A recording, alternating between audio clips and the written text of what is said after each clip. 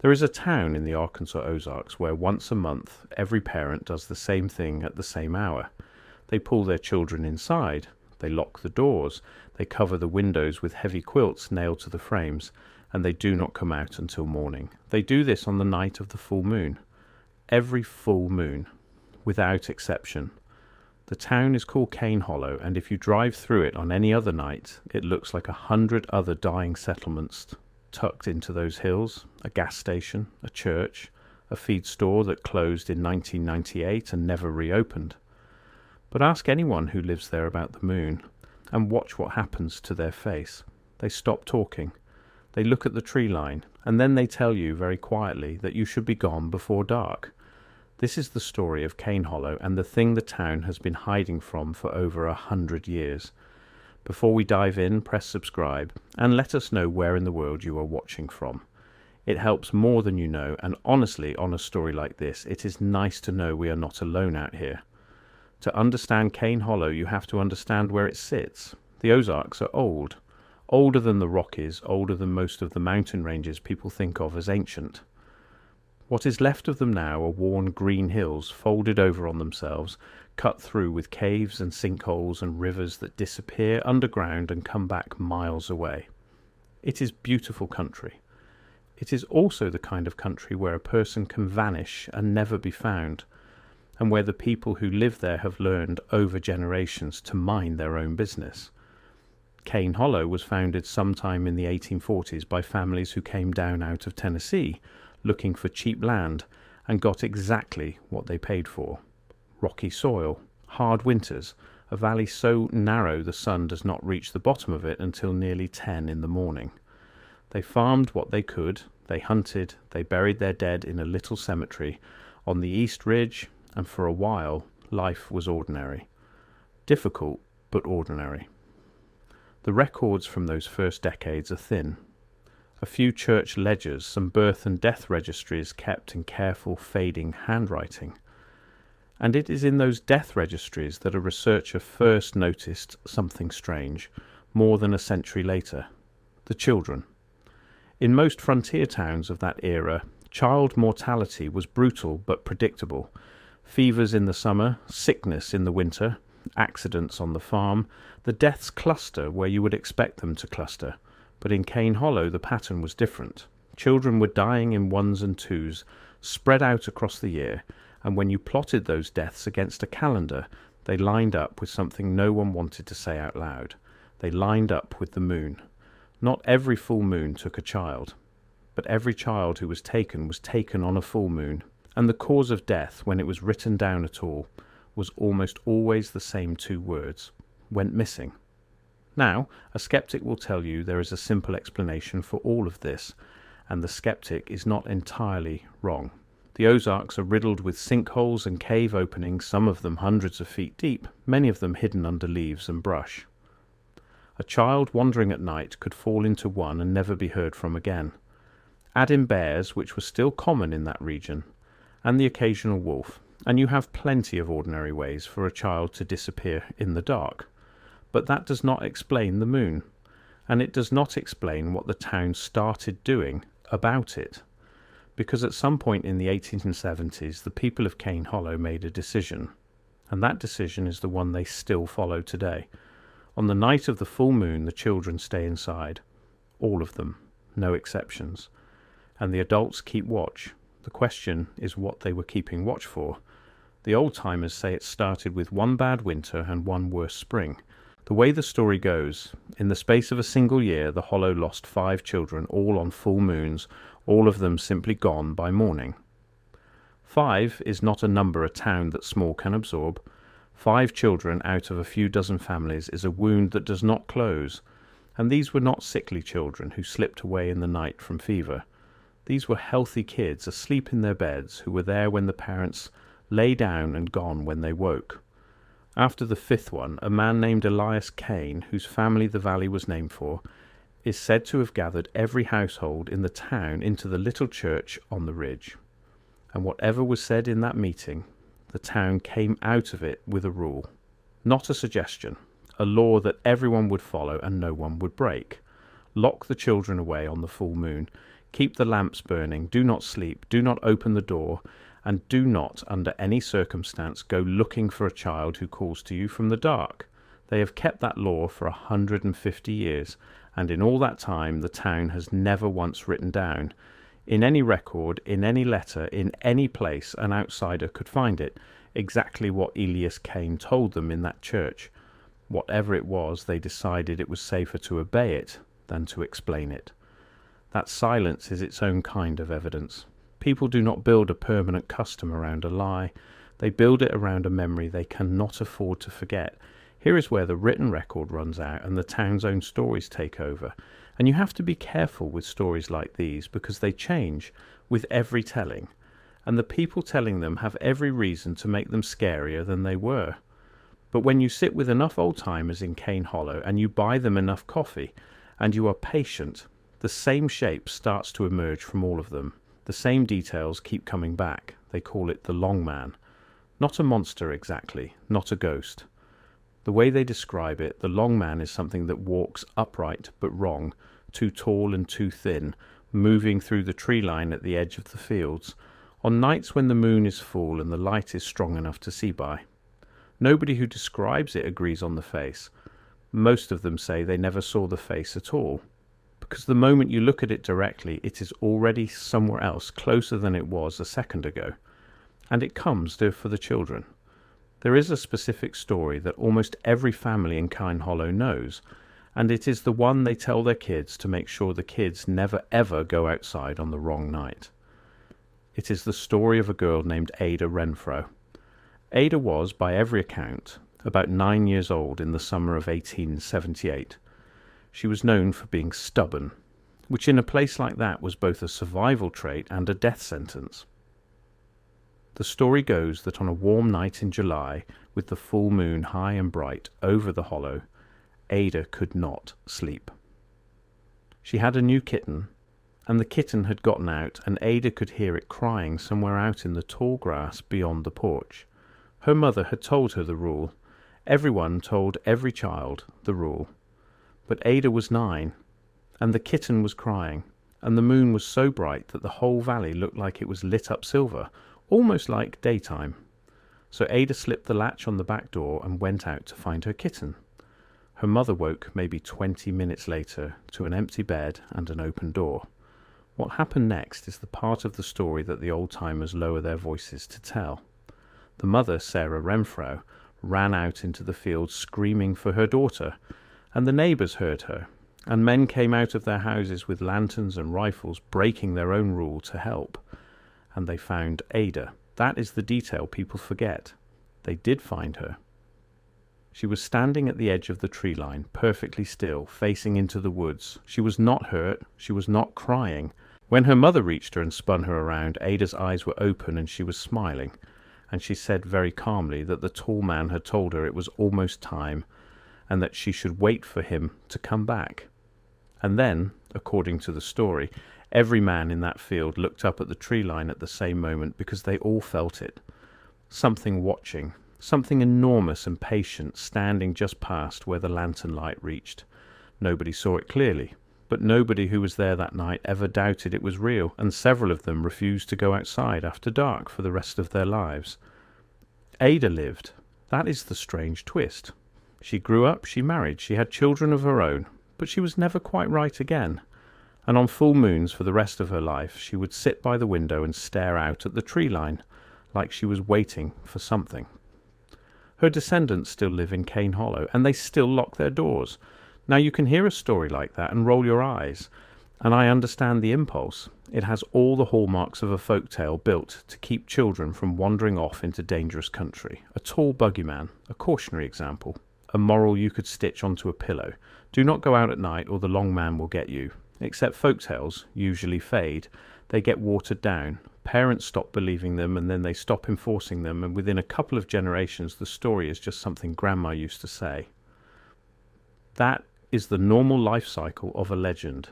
That is not what happened in Cain Hollow. In Cain Hollow the rule got stronger over time, not weaker, and it got stronger because of what kept happening. In 1931 a boy named Tom Bexley disappeared on a full moon. His family had moved to the Hollow only a few months before and thought the whole custom was hillbilly superstition, and they let their son sleep with the window open on a warm September night. In the morning, the window screen was cut from the outside, and Tom was gone. He was never found. In 1967, a teenage girl named Corinne Voss decided to prove the legend was nonsense. She told her friends she was going to walk out to the old cemetery on the East Ridge at midnight on the full moon, and she was going to take a photograph to prove there was nothing there. Her friends found her camera the next morning at the edge of the ridge. Corinne was never found either. And when they developed the film in that camera, the pictures were mostly darkness, blurred and useless, except for the last frame. The last frame showed something tall standing among the headstones. The town has never let anyone see that photograph. But the people who claim to have seen it all describe the same thing: too tall, too thin, and close. There was one more case, and it is the one that convinced a lot of the doubters. In 1994, a family named the Pruitts moved into the Hollow from Little Rock. The father was a sheriff's deputy, a practical man who had spent his career debunking exactly this kind of small-town ghost story, and he made no secret of the fact that he thought the full moon custom was nonsense that kept the town scared and poor. He said as much to his neighbours. He said his kids would sleep with the windows open like normal children in a normal country. The first 2 full moons after they arrived, nothing happened, and the deputy felt vindicated. On the third one, his 8-year-old son woke the whole house at around 3 a.m, standing in the hallway talking, not to anyone in the family. He was answering questions no one had asked, nodding, saying yes, saying he was almost ready. When his father shook him awake, the boy had no memory of getting out of bed, but he told his father one thing that the deputy repeated for the rest of his life. He said the tall man had been standing in the yard, and that the tall man had said the deputy was making it easy for him, because a father who does not believe is a father who does not lock the door. The Pruitts moved out of Cane Hollow within the month. The deputy nailed his own windows shut before they left, and when people in town asked him what changed his mind, he would not talk about it. He only said that some things you do not need to see twice. I want to be honest with you here because these stories are easy to tell and hard to prove. Corinne Voss is a real name in the county records, and a girl by that name did go missing in 1967. That part checks out. The photograph is another matter. It is exactly the kind of detail that gets added to a story to make it land harder, and the fact that no outsider has ever been allowed to see it should make you suspicious. A photograph that only exists in the retelling is not evidence. It is a campfire trick. But then there are the numbers, and the numbers are harder to wave away. In 2009, a graduate student from a university out of state came to Cane Hollow to write a paper on Ozark folk customs. She expected a quaint story about superstition. What she found when she started pulling county records was a missing persons rate for children and teenagers in that one small township that was wildly out of line with every surrounding community. Cane Hollow is tiny, a few hundred people at its peak, far fewer now, and yet over the 20th century it accounted for a number of unexplained juvenile disappearances that, per capita, made no sense at all. When she checked the dates of the ones she could confirm, a disturbing share of them fell within a day or two of a full moon. She wrote it up carefully. She was a scientist, and she offered the ordinary explanations first, and she meant them. Caves and sinkholes account for some. Runaways account for some. In a poor rural county, some children who were reported missing may simply have been taken by a relative, or worse, and quietly written down as gone. All of that is real, and all of it matters, and none of it fully closes the gap. What stayed with her, she wrote, was not the numbers. It was the town itself. It was the way that every single family, without needing to be reminded, without any authority enforcing it, still pulled their children inside on the full moon. A whole community, over 140 years, quietly obeying a rule that has no official standing, no legal weight, nothing behind it but fear. People do not do that for a story. They do that for something they have learned the hard way. She went back a second time to finish her research. She wanted to spend a full moon in the Hollow and document what actually happened. The town told her no, not rudely. They just told her that if she stayed, she would need to stay inside with the family, behind locked doors like everyone else, and she would not be permitted to go out no matter what she heard. She agreed to the terms, and she spent one full moon inside a locked farmhouse near the mouth of the valley, with a family who had lived there for 4 generations, and she wrote down what she experienced in the only account of that night that has ever surfaced. She said the strangeness started with how quiet it got. Not ordinary quiet. She was a country girl herself, she wrote, and she knew what a summer night in the woods was supposed to sound like. Crickets, frogs, whippoorwills. But as the moon rose over the ridge and filled the valley with that flat silver light, all of it stopped, one layer at a time, until the only thing she could hear was the family breathing and the tick of a clock. The animals in the barn stopped moving. The dogs, she said, did not bark. The dogs lay flat against the floor with their ears back and their eyes on the covered window, and they stayed that way all night. And then, sometime after 2 a.m, she heard it, out in the field, a voice. She wrote that she could not tell you exactly what it said, because the moment she strained to hear it, the words seemed to rearrange themselves into whatever she most wanted them to be. At first it sounded like a child. Then, for one terrible moment, it sounded like her own mother, who had been dead for 6 years, calling her name across the grass, as clearly as if she were standing on the porch. The grandmother of the house took her by the wrist without a word and held on hard and shook her head. Nobody in that house moved toward the window. Nobody spoke. They sat in the lamplight and they let the voice call, and after a while, near dawn, it stopped. In the morning everything was ordinary again. The birds were back, the dogs were up and begging for food. There was no sign anything had been in the field at all, no tracks, no marks, nothing. When she walked out to look, the grass was undisturbed, and that, she wrote, was almost the worst part, that something could stand out there for hours, calling in her dead mother's voice, and leave no more trace than a bad dream. And that is the last detail I want to sit with you on, because it is the one the old-timers always come back to. It is not the going out that gets you, it is the sound. They say that on certain full moons, when the long man is close, you can hear something in the field, not footsteps, a voice. And the voice sounds like someone you love, a child in trouble, a parent calling your name, Ada Renfrew's kitten crying in the tall grass, whatever will get you to open the door. That is why the rule is not simply stay inside. The rule is stay inside no matter what you hear.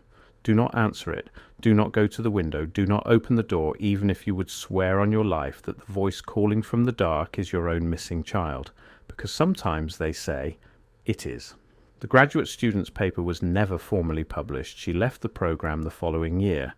When people tried to contact her about her Cane Hollow research, she declined to discuss it.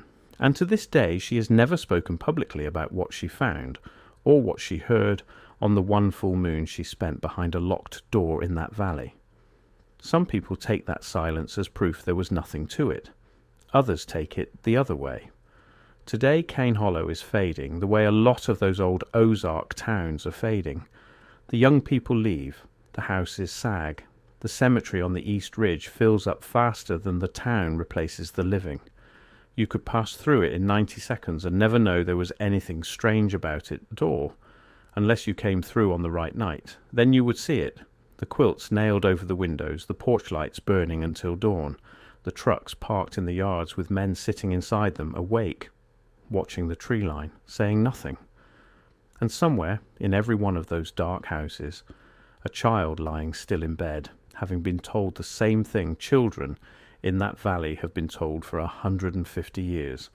Whatever you hear tonight, do not answer it. We will probably never know what is really out there in the hills above Cane Hollow, if anything is out there at all. Maybe it is nothing but bad geology and worse luck, and a town that turned its grief into a ritual because a ritual is easier to live with than the truth. That is the ordinary explanation, and the ordinary explanation is usually the right one. But every so often, on a clear night when the moon comes up full and silver over the Ozarks and the whole valley glows like it is lit from within, a town full of people who are not fools, who have lived on that land their entire lives, quietly locks its children away and sits up until morning waiting for a sound they hope never comes. they know something. And they are not going to tell us what. If this story kept you up, you are going to want to see what we found in the next one. There is another town, not far from this one, with a rule just as strange and a reason even harder to explain. That video is on screen now, and wherever you are watching from tonight, do me one favour, lock your door